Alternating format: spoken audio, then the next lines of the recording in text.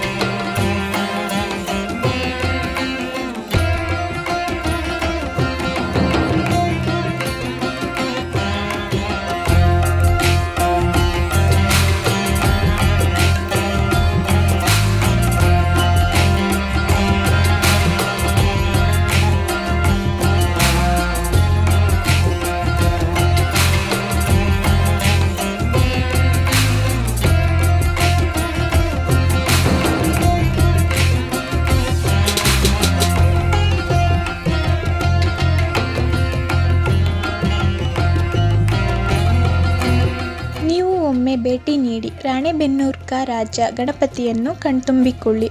ಸಾವಿರಾರು ಜನರು ಕರ್ನಾಟಕದ ನಾನಾ ಜಿಲ್ಲೆಗಳಿಂದ ರಾಣೆಬೆನ್ನೂರಿಗೆ ಬಂದು ಈ ಗಣೇಶೋತ್ಸವವನ್ನು ಕಣ್ತುಂಬಿಕೊಳ್ಳುತ್ತಿದ್ದಾರೆ.